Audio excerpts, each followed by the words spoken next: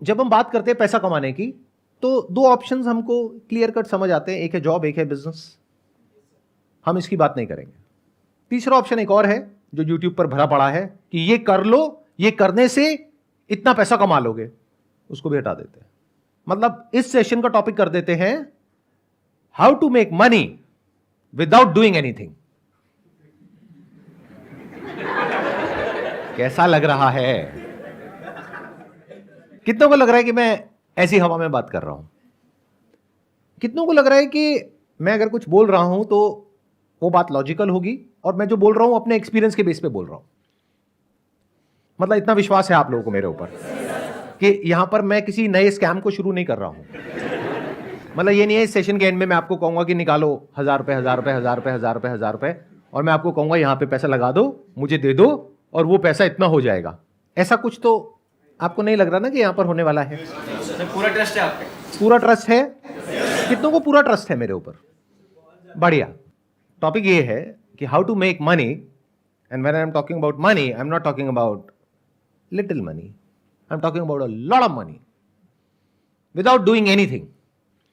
इसमें आगे बढ़ने से पहले आपको समझना होगा the concept of compound interest. कितने लोगों को समझ आता है? कितने लोगों को समझ नहीं आता है? ठीक है, तो यहीं से शुरू करते हैं। एल्बर्ट आइंस्टाइन का नाम कितनों ने सुना है? आप में से सबने सुना है। एल्बर्ट आइंस्टाइन ने कहा है कि compound interest is the 8th wonder of the world. 7 wonders हमको पता है, तो 8वां जो अजूबा है वो है कंपाउंड इंटरेस्ट। जिसको इसकी नॉलेज है वो इतना अमीर हो सकता है जिसकी कोई हद नहीं है, और जिसको इसकी नॉलेज नहीं है वो इतना गरीब हो सकता है उसकी भी कोई हद नहीं है। और 99% लोगों को अगर इसकी नॉलेज है भी तो ऊपर ऊपर लेवल पर है। जिन्होंने हाथ अभी ऊपर भी किया था ना, उनको भी बहुत बेसिक सी नॉलेज है, डीपली नहीं समझते हैं। एक क्वेश्चन पूछता हूं आप लोगों से। चेस में 64 स्क्वायर्स होते हैं, तो मान लो अगर हम पहले स्क्वायर के ऊपर 1 चावल का दाना रखें, अगले स्क्वायर के ऊपर 2 चावल के दाने रखें, तीसरे पे 4 दाने रखें, चौथे पे 8 दाने रखें। अगर इस तरीके से हम करते जाएं तो एंड तक पहुंचते पहुंचते, यानी जब हम लास्ट स्क्वायर पे पहुंचेंगे तो कितने चावल के दाने होंगे? Near about approx 1 lakh sir. 1 lakh के आसपास? Yes sir. Anybody else? Sir, I think more than 10 lakh. 10 lakh से ऊपर हो जाएंगे? Yes, sir. तो मतलब आपका जो दिमाग चल रहा है वो चल रहा है मैक्सिमम लाखों तक, और अगर किसी का दिमाग चलेगा तो वो चल जाएगा करोड़ों तक। क्या हो अगर मैं कहूं कि जब तक आप आखिरी उस पर पहुंचोगे, जो आखिरी बॉक्स है, तो वहां पर आपको चाहिएंगे 18 जीरो। कितने करोड़ होते हैं ये? बोल तक नहीं पा रहे हो, इतने चावल के दाने हो जाएंगे वहां पर। इससे क्या समझ आ रहा है कि compounding is actually the 8th wonder of the world. जिसको इसके बारे में नहीं पता था या जिसको पता भी था, उसने भी इमेजिन नहीं किया होगा कि इतना बढ़ जाएगा। उसने सोचा होगा मैक्सिमम कुछ करोड़ हो जाएंगे, 50 करोड़ हो जाएंगे, 100 करोड़ हो जाएंगे, 1000 करोड़ हो जाएंगे। ये तो उससे भी बहुत ज्यादा है। ये है पावर ऑफ कंपाउंडिंग। इसका एक और एग्जांपल देता हूं आपको, बहुत simple, day to day life से कनेक्टेड। आप में से कितनों के पास में क्रेडिट कार्ड है? तो क्रेडिट कार्ड पे आपको पता है कितना इंटरेस्ट लगता है, 1 साल का या 1 महीने का? Sir around 36%। 36% पर एनम, यानी अराउंड 3% महीने का। यानी कि 10,000 रुपए आपने क्रेडिट कार्ड कंपनी को टाइम से नहीं दिया तो उस पर कितना रुपए लगेगा? 10,300। 300 रुपए सुनने में बड़ा लगता है तो बहुत छोटा लगता है। अरे 300 रुपए से क्या फर्क पड़ता है? क्रेडिट कार्ड कंपनी बोलती नहीं है कि इसको ईएमआई में ब्रेक कर दो, बट उसमें कितना एक्स्ट्रा लगेगा? सिर्फ 300 रुपए। तो आप कहोगे अच्छा 300 रुपए तो है। इसका मतलब क्या है? आप कंपाउंडिंग को नहीं समझते हो। और नहीं समझते हो तो अभी मैंने क्या कहा था थोड़ी देर पहले कि जो कंपाउंडिंग को नहीं समझता है वो इतना गरीब हो सकता है जिसकी कोई हद नहीं है, और जो समझता है वो इतना अमीर हो सकता है जिसकी कोई हद नहीं है। तो आप अमीर होना तो चाहते हो, लेकिन क्योंकि आप इसको नहीं समझते हो तो आपके जो सारे एक्शंस हैं वो आपको गरीबी की तरफ ले जाएंगे। आप कहोगे 3% ही तो है, क्या फर्क पड़ता है? तो महीने का 3% मतलब साल का कितना हो गया? 36%। ऐसा आपको लग रहा है क्योंकि आप कंपाउंडिंग को नहीं समझते हो।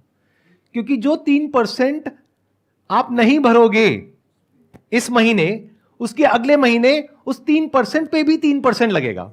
तो साल के एंड में अगर आप कैलकुलेट करोगे तो वो 36% नहीं है, वो 50% से भी ऊपर है। Do you know what that means? Bank में अगर आप अपना पैसा रखते हो तो कितना इंटरेस्ट मिलता है? 6-7%। यहां कितना दे रहे हो? 50%। तो अमीर कैसे हो गए अंकल आंटी? बहुत सारे लोगों के पास में, जिनके पास में क्रेडिट कार्ड होता है, मैंने देखा है, वो क्या करते हैं, वो ये नहीं देखते कि अमाउंट कितना ड्यू है, वो देखते हैं मिनिमम अमाउंट ड्यू कितना है। अच्छा मिनिमम इतना है, चलो ये पे कर देता हूं, बाकी का क्या हुआ, उस पर इंटरेस्ट लगेगा। इसमें क्रेडिट कार्ड कंपनी का तो बहुत बड़ा फायदा है और आपका बहुत बड़ा नुकसान है। तो इस सेशन से पहली चीज जो आपको सीखनी है, जो मैं बोल तो रहा हूं लेकिन मुझे पता है कि आप नहीं सीखोगे, वो ये है कि कभी भी जो आपको ईएमआई पे करनी है उसको डिले मत करो। क्योंकि अभी अगर आपने ये सोचा कि 10,000 के ऊपर 300 रुपए है, तो कल आप ऐसे ही सोचोगे कि 1 लाख के ऊपर 3,000 रुपए तो है। तो अगर आपको मेरी ये बात समझ आ गई है तो ये आपको बचाएगा गरीब होने से। अब दूसरे एस्पेक्ट पे आते हैं कि अमीर कैसे होते हैं इस फंडे को यूज करके। सबसे पहला स्टेप है, अगर आज आपकी एज है 20-22 साल, तो आपको क्या करना है, जो कर रहे हो वो ही करो, उसको अच्छे से करो, यानी कि पढ़ाई लिखाई। मान करके चलते हैं 25 साल की एज तक आते आते आपकी कहीं पर अच्छी जगह पर जॉब लग जाती है, क्योंकि आपने अच्छे से तैयारी करी है उस जॉब के लिए। ये हो गया जॉब सेगमेंट। दूसरा हो गया कि आपने 20 साल की एज से अपना कुछ करने की कोशिश करी, यानी कि बिजनेस। उसमें से 10 में से 9 फेल हो गए, लेकिन 25 साल की एज तक पहुंचते पहुंचते एक बिजनेस एक स्टेबल पोजीशन में आ गया है, जहां से आपको महीने का लाख रुपए आ रहा है।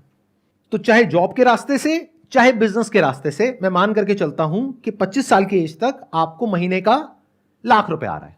बट क्या लाख रुपए महीना आपको बहुत अमीर बना देगा? क्या इस सच को देख पा रहे हो? आई एम नॉट श्योर कितने लोग देख पा रहे हैं, क्योंकि इन्फ्लेशन बहुत तेजी से बढ़ रहा है। 5 साल बाद जो आप लाख रुपए महीने का कमाओगे, उस टाइम उसकी वैल्यू आज के हिसाब से अंदाजा 50-60 हजार रुपए होगी। तो बहुत ज्यादा नहीं है। अभी सुनने में आपको लग रहा होगा लाख रुपए महीना, बट बहुत बड़ा नहीं है। तो अगर आप इसको अचीव कर लेते हो, तब हम नेक्स्ट स्टेप पे जा सकते हैं। यानी क्या, 25 साल की एज में आपने लाख रुपए महीना कमाना शुरू किया, यानी साल का कितना कमाया? 12 लाख रुपए। 5 साल में कितना कमाया? 60 लाख। 40 लाख आपका खर्चा हो गया, 20 लाख आपने बचाया। वो भी अगर बहुत सेंसिबली आपने अपने खर्चों को कंट्रोल किया तब। अगर बेवकूफों की तरह किया तो कुछ नहीं बचने वाला, उल्टा उस वक्त आप कर्जे में हो गए। लेकिन अगर तरीके से जिया, सेंसिबली जिया, बिना अपने आसपास में लोगों को देखे कि वो क्या कर रहे हैं, बल्कि इस गोल के साथ में कि मेरे पास में 30 साल की एज में 20 लाख की सेविंग होनी चाहिए, क्या ये रियलिस्टिक है? या आप कहते हो नहीं, इतना भी नहीं हो सकता है? अगर इतना भी नहीं हो सकता है तो पहले इसको पॉसिबल करो, फिर बारी आएगी कि how to make money without doing anything. अगर कोई आपको आकर के ये बोल रहा है कि आपके बैंक अकाउंट में कोई पैसा नहीं है, आपके बैंक अकाउंट में 10,000 रुपए है और हम आपको करोड़पति बना देंगे, तो वो 10,000 रुपए आपके अकाउंट से निकलेगा, उस आदमी के अकाउंट में जाएगा, और आपके जैसे और बहुत सारे बेवकूफ मिलेंगे जिनके सबके पैसे उसके पास में जाएंगे। तो आप बनो ना बनो, वो पक्का बनेगा करोड़पति। तो ये मैंने आपको इसकी एलिजिबिलिटी बता दी। 5 साल में कितना कमाया? 60 लाख। 20 लाख आपने बचाया, तो उस 20 लाख का आप क्या करने वाले हो 30 साल की एज में? बहुत सारे लोग तो बहुत ही बड़ी बेवकूफी करते हैं। यानी क्या, ये पैसा उनके बैंक अकाउंट में पड़ा होता है। इसका मतलब उनको कंपाउंड इंटरेस्ट के बारे में कुछ भी नहीं पता है। तो अगर आप ये बेवकूफी करने वाले हो या अभी कर रहे हो, तो सबसे पहले उस पैसे की एफडी करा लो, क्योंकि सेविंग में इंटरेस्ट है 3-4%, एफडी में है 7%। और आजकल तो बहुत सारे बैंक्स ऐसे हैं जहां पर ऑटोमेटिकली ये काम हो जाता है। अब जो न्यू एज बैंक्स हैं वहां पे ये काम ऑटोमेटिकली हो जाता है, यानी आपको मैनुअली नहीं करना पड़ता, कि जैसे ही आपका बैलेंस एक पर्टिकुलर अमाउंट के ऊपर जाता है तो ऑटोमेटिकली एफडी बन जाती है, ऑटोमेटिकली टूट जाती है, उस पर पेनल्टी भी नहीं लगती है। ऐसे भी बैंक्स हैं, तो रिसर्च करो ऐसे कौन से बैंक्स हैं। इसका कितना बड़ा बेनिफिट होगा आपको, अभी आप कैलकुलेट नहीं कर सकते, जैसे वो चेस में आप कैलकुलेट नहीं कर पाए थे। 10-20 साल में अमाउंट कितना बड़ा हो जाएगा आप सोच भी नहीं सकते, अगर सिर्फ यही करते हो जितना मैंने कहा है। तो क्या जो मैंने कहा था वो एक लेवल पे सच नहीं हो गया है? How to make money without doing anything. अभी देखना, एक एक स्टेप हम और आगे बढ़ते रहेंगे। मतलब आपने क्या किया, दो काम करे अभी तक। एक, कोई भी ऐसा लोन नहीं लिया जिसका इंटरेस्ट बहुत हाई हो, एक आपने ये किया। दूसरा, पैसे को आइडल नहीं छोड़ा, अपने सेविंग्स अकाउंट में या करंट अकाउंट में उसकी एफडी करा ली। अगर सिर्फ ये दो काम करे तो you are already making a lot of money without doing anything. लेकिन अब आप कहते हो कि नहीं सर, ये जो तरीका आपने बताया इसमें मैं समझ रहा हूं कि मैं पैसा कमाऊंगा लेकिन मैं और कमाना चाहता हूं, तो उसका क्या तरीका है? तो अब ध्यान से समझना कि पैसा कमाते कैसे हैं, यानी वेल्थ कैसे क्रिएट होती है। अपना एग्जांपल दूं, उससे आई थिंक आप ज़्यादा अच्छे से रिलेट कर पाओगे। हमारा जो बिजनेस है वो है स्टॉक फोटोग्राफी का। आप में से कुछ लोगों को पता होगा, कुछ को नहीं पता होगा, क्योंकि उसके बारे में मैं बात नहीं करता हूं अपने सेशंस में, बट शॉर्ट में बता देता हूं वहां पे हम क्या करते हैं। हम कुछ इमेजेस प्रोड्यूस करते हैं या फोटोग्राफर से लेते हैं, फिर उसको आगे उसका लाइसेंस देते हैं बड़े बड़े ब्रांड्स को। तो जितनी भी आप एड्स देखते हो न्यूज़पेपर्स में, मैगजीन्स में, ऑनलाइन ऑफलाइन, उसमें जो बड़े बड़े ब्रांड्स की जो एड्स होती हैं, जहाँ पर कुछ मॉडल्स होते हैं, मान लो कुछ फैमिलीज हैं, कपल्स हैं, वो जो फोटोग्राफ्स हैं, वो there is a strong possibility वो हमसे लेते हैं अगर वहाँ पर कोई इंडियन फेस है तो, क्योंकि इंडियन फेसेस की हमारी पूरे वर्ल्ड की सबसे बड़ी कलेक्शन है। लेकिन आने वाले टाइम में इस बिजनेस के ऊपर एक बहुत बड़ा थ्रेट है because of AI, artificial intelligence. क्योंकि अब क्या हो रहा है, बहुत सारे ऐसे सॉफ्टवेयर आ गए हैं, बहुत सारे ऐसे प्लेटफॉर्म्स आ गए हैं, जैसे मिड जर्नी है, जहां पर कि आप जाओ और कुछ प्रॉम्प्ट दो और वो आपको बिल्कुल रियलिस्टिक इमेजेस बना करके दे देगा। तो अगर वो इमेजेस वहां से आपको फ्री में मिल जाएगी, ऑलमोस्ट फ्री में मिल जाएगी, तो कोई हमसे इमेजेस क्यों खरीदेगा? देखो, तीनों सिनारियोस पकड़ लेते हैं कि मेरे अपने बिजनेस में कितने रिटर्न आने वाली है गोइंग फॉरवर्ड अगले 5-10 साल में। या तो 0%, या अगर कुछ बहुत कमाल का हमने कर दिया जो हम कर रहे हैं तो 10%। और अगर हम इस थ्रेट को ढंग से मैनेज नहीं कर पाए, यानी जो एआई की वजह से हमारे बिजनेस पे थ्रेट है उसको हम ढंग से मैनेज नहीं कर पाए, तो बिजनेस हो सकता है 10% से गिरने लग जाए हर साल का। तो मैंने कैलकुलेशंस करी कि अगर मेरे पास में इतना अमाउंट है, अगर उसको मैं अपने बिजनेस में लगाता हूं तो वहां पे in the best case scenario return आएगी 10%। तो क्या कहीं कोई और बिजनेस है जहां पर मैं पैसा लगाता हूं तो रिटर्न आएगी 25 से 30%? तो उस बिजनेस में पैसा लगाना बेटर है या अपने बिजनेस में पैसा लगाना बेटर है? Does it making some sense to you guys? अब मैं कुछ ऐसा बोलने वाला हूं जो हो सकता है आप लोगों की जो सोच है उससे बहुत अलग है, लेकिन अगर समझोगे डीपली मेरी बात को तो समझ पाओगे मैं किस एंगल से क्या बोल रहा हूं। हम जब भी स्टॉक मार्केट का नाम सुनते हैं तो हम सबके माइंड में क्या थॉट्स आते हैं? जुआ है, सट्टा बाजार है, रिस्की है, जो पूरी तरह से झूठ नहीं है, क्योंकि बहुत सारे लोग इसको इसी तरीके से देखते हैं। किसी ने कहा ये शेयर ऊपर जाने वाला है, खरीद लिया, और ये तो नीचे चला गया, अब क्या करें? नहीं, अब जब वापस से उस भाव पे आएगा तब बेचेंगे, अब वो आधा रह गया, अब क्या करें? नहीं, अभी भी उसको तभी बेचेंगे जब वो वहां पे आएगा, अब वो 10 गुना कम हो गया, अब क्या करें? बैठे हैं और रो रहे हैं और अपने आसपास में लोगों को कह रहे हैं बिल्कुल बेकार है, और अपने बच्चों को भी ये कह रहे हैं बिल्कुल दूर रहना इससे, कुछ नहीं पड़ा इस सब में। ऐसा ही है? जबकि स्टॉक मार्केट ये नहीं है। यानी कि शॉर्ट टर्म में दुनिया की कोई ताकत प्रेडिक्ट नहीं कर सकती है कि जो स्टॉक मार्केट है वो ऊपर जाने वाला है या नीचे जाने वाला है, या कोई पर्टिकुलर स्टॉक ऊपर जाने वाला है या नीचे जाने वाला है। लेकिन लॉन्ग टर्म में उसको प्रेडिक्ट करना बहुत आसान है अगर आप बिजनेस को समझते हो तो मैंने क्या किया, जब मुझे क्लियरली नजर आ गया कि मेरे बिजनेस का एक सैचुरेशन पॉइंट आ रहा है तो मैंने डाइवर्सिफाई किया। अब अगर आपकी लैंग्वेज में बात करी जाए तो मैंने एक स्टॉक परचेज किया, बट अगर मेरे पर्सपेक्टिव से बात करी जाए तो मैंने एक बिजनेस को परचेज कर लिया। दोनों में फर्क देख पा रहे हो? कितने देख पा रहे हैं मैंने क्या बोल दिया है? बाकियों को नहीं समझ आ रहा, मैं समझाता हूं। आप स्टॉक मार्केट को कैसे देखते हो? मैंने शेयर खरीद लिया, शेयर बेच दिया, शेयर का भाव ऊपर चला गया, शेयर का भाव नीचे चला गया। मैं ऐसे नहीं देखता। जो भी लोग एक्चुअल में समझते हैं स्टॉक मार्केट को वो ऐसे नहीं देखते, बल्कि स्टॉक मार्केट भी गलत वर्ड है। बिजनेस को जो समझते हैं वो ऐसे नहीं देखते। वो कैसे देखते हैं कि स्टॉक का जो प्राइस है वो डिसाइड होता है based upon sentiments in the short term, कि मार्केट के सेंटिमेंट्स कैसे हैं, मार्केट में ग्रीड है या फियर है, जिसको बोलते हैं बुल रन है या बेयर मार्केट है, उसके बेस पे स्टॉक के प्राइसेस डिसाइड होते हैं। एक बिजनेस की वैल्यू होती है 100 रुपए, उसका प्राइस होता है 20 रुपए, और एक बिजनेस की वैल्यू होती है 100 रुपए, उसका प्राइस होता है 1000 रुपए। मार्केट में ऐसा सब कुछ देखने को मिलता है। तो अगर ये बात आपको समझ आ रही है तो प्राइस को देखोगे सिर्फ इस पॉइंट ऑफ व्यू से कि जो उस बिजनेस की एक्चुअल में वैल्यू है उससे मुझे सस्ता मिल रहा है या उससे महंगा मिल रहा है। बट रोज बैठ करके ये नहीं देखोगे आज ऊपर चला गया तो मैं खुश हो रहा हूं, नीचे चला गया तो दुखी हो रहा हूं। जैसे अगर आप अपना कोई बिजनेस भी करते हो तो उसको क्या सोच करके करते हो कि आज मैंने बिजनेस शुरू किया, अरे ये बिजनेस तो बढ़िया है, अरे ये बिजनेस तो बुरा है, ऐसे करते हो? या बिजनेस में एक विजन होती है कि 1 साल बाद क्या होने वाला है, 2 साल बाद क्या होने वाला है, 5 साल बाद क्या होने वाला है, 10 साल बाद क्या होने वाला है। तो ये देखना आपको आना चाहिए। अब ये कैसे आएगा? एक बुक है बेंजामिन ग्राम की, which is the intelligent investor, उसको पढ़ो। उससे क्या होगा, आपको बेसिक्स समझ आएंगे स्टॉक मार्केट होता क्या है। उसके अलावा एंटरप्रेन्योरशिप के ऊपर बहुत सारी बुक्स है, वो पढ़ो। अगर आप जॉब कर रहे हो तब भी, क्योंकि आपको बिजनेस समझ आना चाहिए।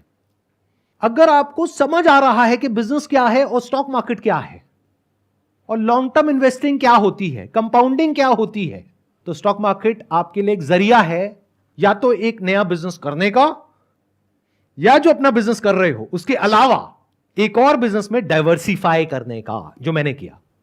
यानी आज से 6 महीने पहले मैंने क्या किया, पूरे स्टॉक मार्केट को देखा, यानी इंडियन स्टॉक मार्केट। फिर उसमें से फाइनली ढूंढ करके, मेरे 100 पैरामीटर्स हैं, उसमें मैंने देखा कितनों पे टिक हो रहा है। किसी बिजनेस में 50 पे टिक हो रहा है, 50 पे नहीं हो रहा है, किसी में सिर्फ 10 पे टिक हो रहा है। फाइनली एक ऐसा बिजनेस मिला जिसमें 100 में से 99 पे टिक हो गया है। इससे बेटर अभी तक मुझे और कुछ नहीं मिला है। तो उस बिजनेस में मैंने एक काफी अच्छा स्टेक ले लिया आज से 6 महीने पहले। आज की डेट में मेरे 2 बिजनेस हैं, एक मैं मालिक हूं इमेजेस बाजार का और एक मैं मालिक हूं एक बैंक का।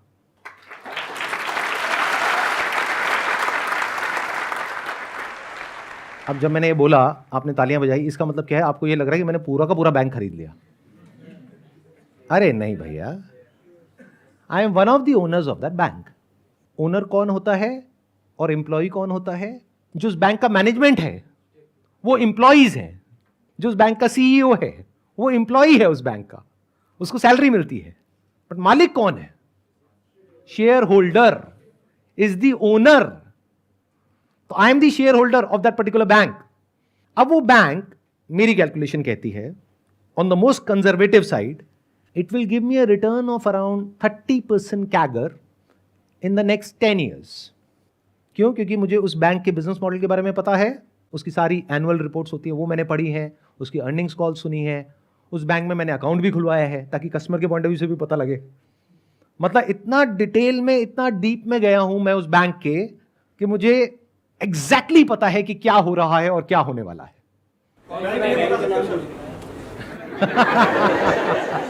सर एक काम करो ना सर, बैंक का नाम ही बता दो। बिल्कुल नहीं बताने वाला। क्यों? क्योंकि अगर मैं ये बताता हूं तो 2 वजह है ना बताने की। एक, लीगली ये बताना ठीक नहीं है from the regulation point of view, कि मैं ऐसे अगर आता हूं और आकर के आपको बताता हूं तो वो एक तरह से सलाह हो गई। तो I can not give you any advice. तो मैं आपको नहीं बता रहा कि उसका नाम क्या है, खुद फिगर आउट करो। अगर मैंने आपको नाम बता भी दिया बैंक का, आपने खरीद भी लिया, तब भी आप डरे रहोगे। जैसे उस बैंक के शेयर का प्राइस है वो मानो 1 साल बाद आधा रह गया। तो वैसे तो आपके पास में मेरा फोन नंबर नहीं है, लेकिन अगर होगा तो फोन करोगे, सर ये क्या हो गया, सर मैं लुट गया, मैं बर्बाद हो गया। क्यों? क्योंकि स्टॉक मार्केट तो समझ आया नहीं है आपको, ना बिजनेस समझ आया है। Never blind trust anyone. Blind trust का मतलब यही है कि आप कुछ देख ही नहीं पा रहे हो, बस किसी के पीछे पीछे चल रहे हो। वहां पर हमेशा डर रहता है।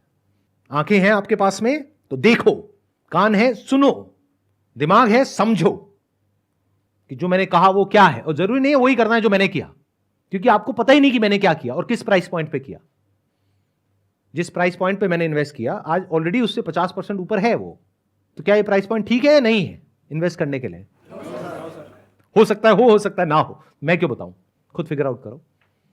तो ये जो आपको क्रच चाहिए होता है ना आगे चलने के लिए, I am not giving you a crutch, I am just telling you how to think.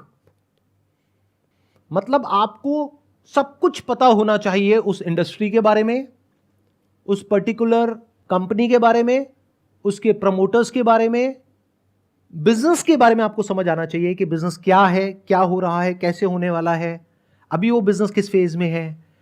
आपको पता होना चाहिए नेचुरल ट्रैक्शन क्या होता है, यानी कि वो बिजनेस अपने आप बढ़ रहा है यानी एक बैंक के स्टैंड पॉइंट से अगर समझा जाए तो उस बैंक के डिपॉजिट्स बहुत तेजी से बढ़ रहे हैं।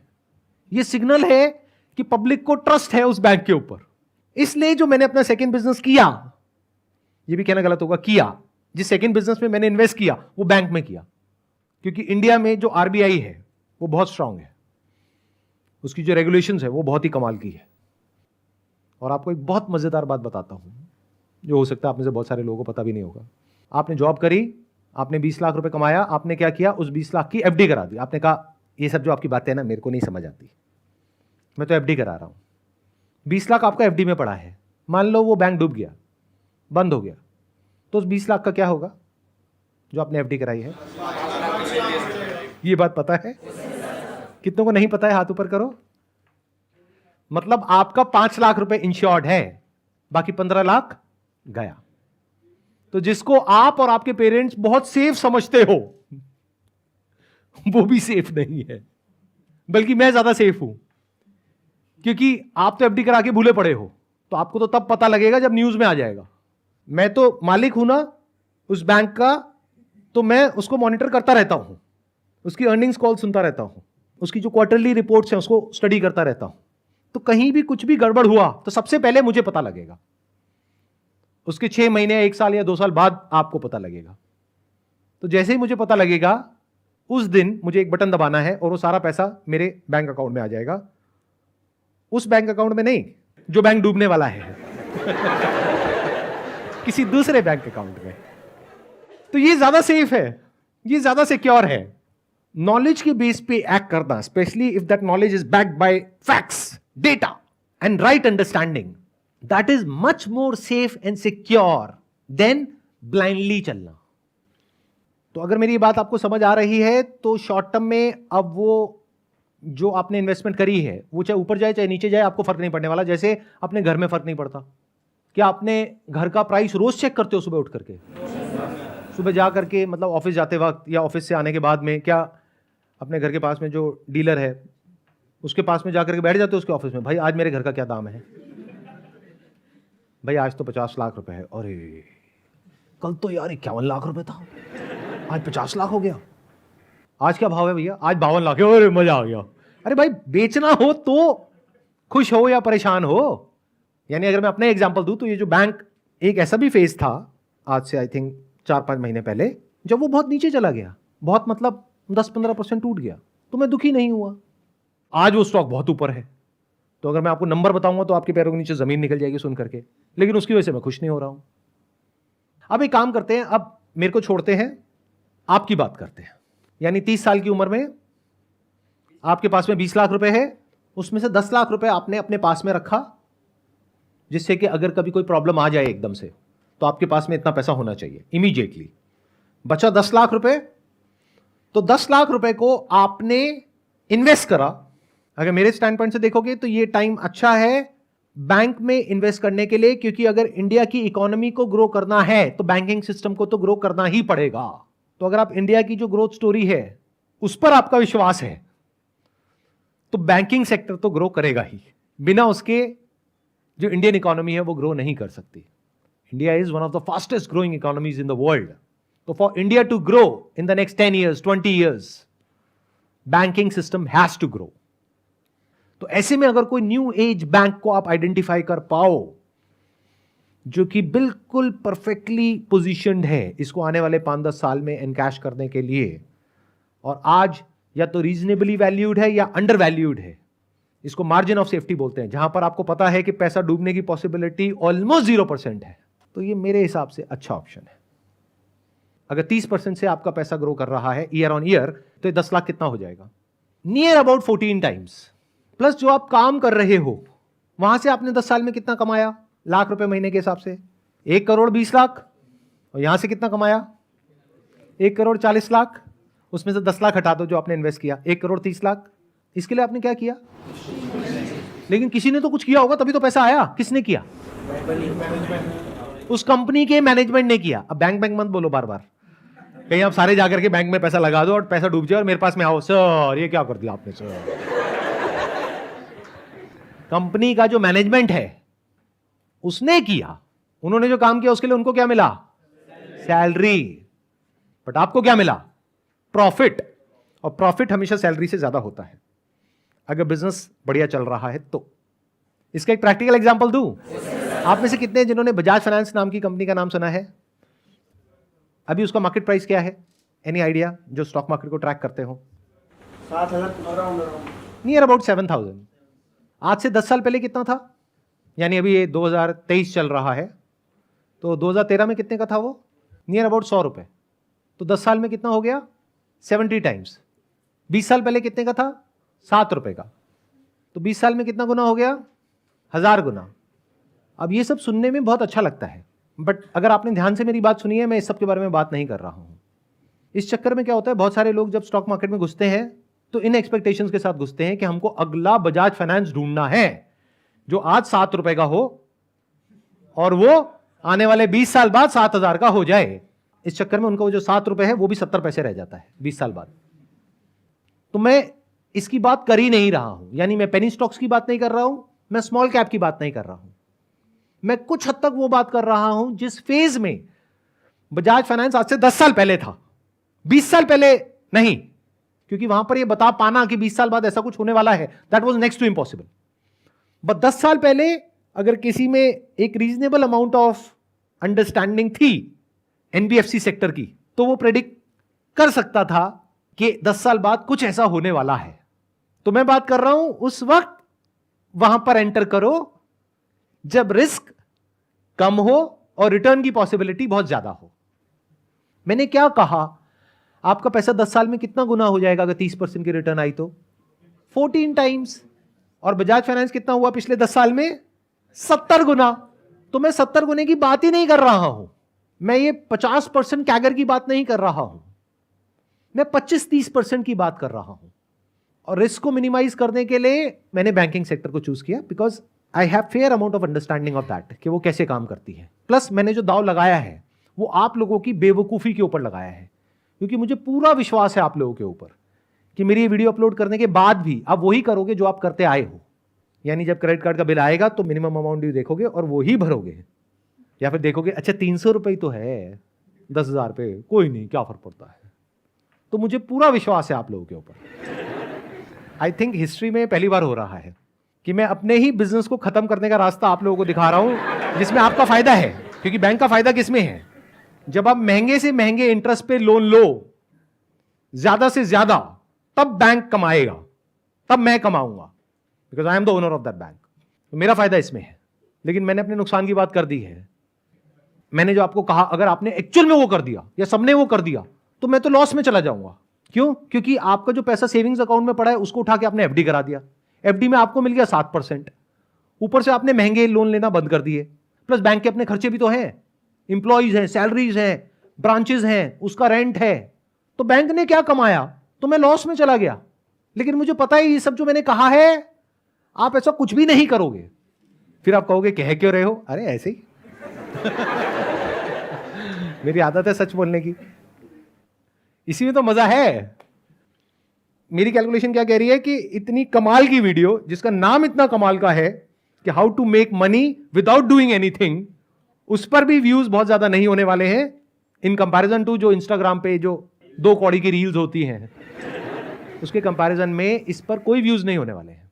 आप शेयर करोगे फिर भी लोग नहीं देखने वाले हैं। यही अगर शेयर करोगे ना व्हाट्सएप पे जाकर के कि अगर ये शेयर नहीं किया 10 लोगों को तो तुम्हारी मां मर जाएगी,